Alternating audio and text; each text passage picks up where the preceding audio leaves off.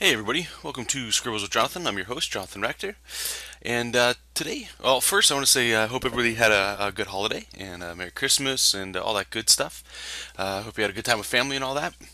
But getting back into this, what I wanted to do is just show you guys a process of some of this little personal project I'm doing when I got some spare time. Is basically redrawing the characters and the villains from Mega Man 1. And what this is Gutsman here. And the first thing you saw me doing there was drawing gestures just to get an idea of a sketch. And I did a bunch of them so I could see which ones I wanted, and I picked the two best ones, and we're working on them right now. I expanded it here just so I could work out on some details, and I quickly realized that the one that's already drawn is the one I wanted to go with. The other, I already knew right away. I was feeling that one much more better, or I had more feeling that it would be a more successful drawing in a sense. So I chose to do that one. And then what I did there is just highlighted it, made it bigger, and refining it a little bit more. We're just throwing in some details. Um, this is playing back at I think it's like 800% speed. It's like it took me I think about an hour to do with the coloring and everything mixed in. Um, so I'm trying to rush a little bit with what I'm going to be saying here. I'm going to do a bunch of these here. I figure these are pretty fun to do. And the brushes I'm using right here, this is a 9 pixel brush with pressure sensitivity on it. That's about it. It's a hard edge brush, so there's no opacity or anything like that. And then other than that, the only other thing I use is a 9 pixel brush without pressure sensitivity. So there we go. We got the tight line work. I'm just bouncing it back and forth there, see which angle I like them at, and make a new layer here. And right there, yeah. So we're using the 3 pixel brush here to do the tight line work. Right there, it looks like I'm actually doing this all with my hand as we're going, which I am. But some of these curves are a little bit harder to do. So if you're using Photoshop, if you press Shift while you're clicking around with your brush, it'll actually make like your first click to the next click.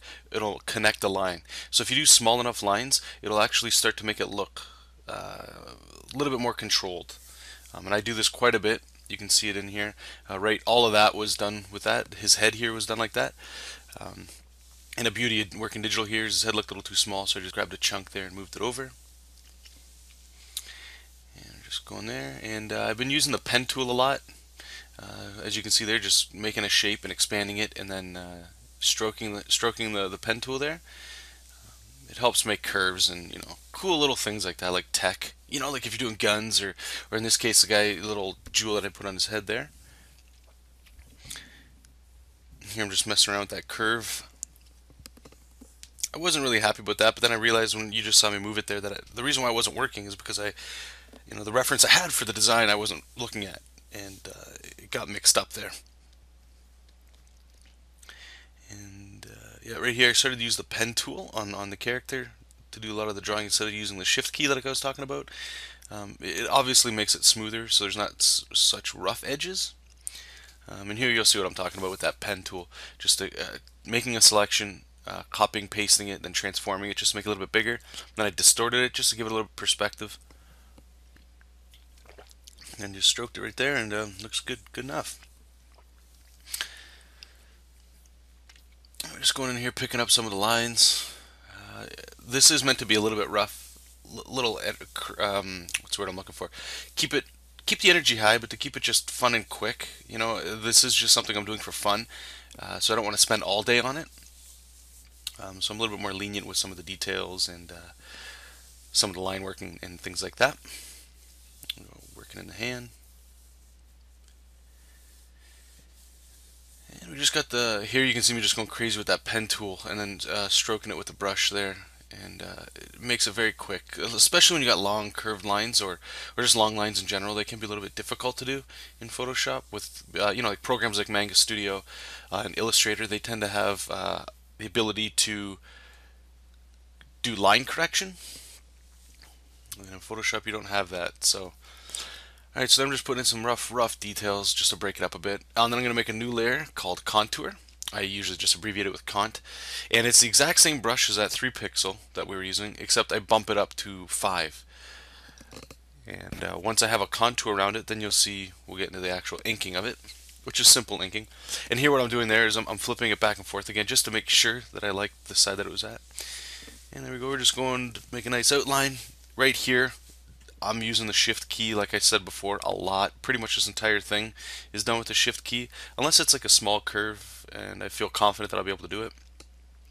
And the benefit of doing this right here is the stage we were doing before we were doing the actual line work. You don't have to be perfect with it because you're going to be adding this dead line over top of it. So lines don't always have to connect, because when you do that, as you can see, it connects it all right away. So here, now I start to use that 9 pixel brush with the pressure sensitivity on, and start adding line weights, breaking things up. I'm not inking this as I would normally ink like a comic page, because I'm trying to keep the lines open to give it a more cartoony kind of feel.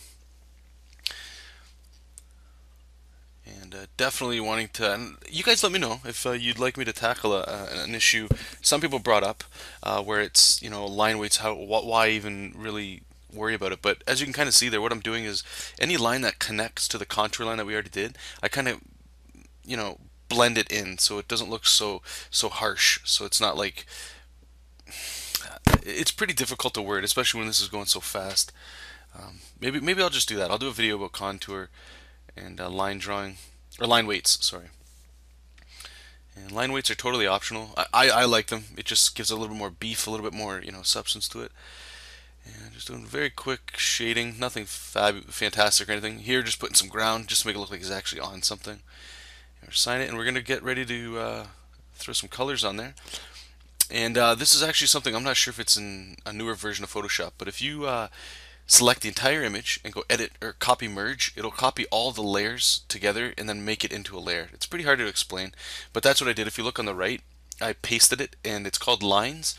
And what I did is you click that layer, change it to multiply, and then underneath that I put flats, and that's what I'm doing right here, just adding all the color in there. And your flat color, this is devoid of shading, no highlights, nothing. And the only thing I'm really doing is shading here. So we got that. I'm going to open up the Megaman that I did, because there's a purple color there that I liked for the shading. And I make a new layer called Shadow, and then I go over top of it. I'm going to turn the color off because it's a little easier for me to see it this way. Makes it seem like it's black and white shading. And I'm just going in there and doing where the shadows will be. This is basically cell shading. I'm not going to be blending anything together at all. And then once we're done, I change this layer to darken, or I already have, sorry, darken.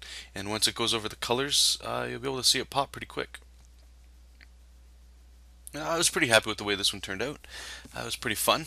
The Mega Man character is usually pretty good. It's all well designed stuff, so it's pretty simple. You just do what you gotta do, make it fun there. So I hope you guys enjoyed the video. Right when we're done, I'm just gonna do, I think it's like a 10-second clip of the actual rendered thing. If you click in the description bar at the bottom, you'll be able to go to my site to see it as well. So thanks so much for watching. Keep reading comics, keep making comics, guys. Please comment, thumbs up, and share the video if you guys can. That'd be great. And until next time, take care. We'll talk to you later, and see you later. Bye.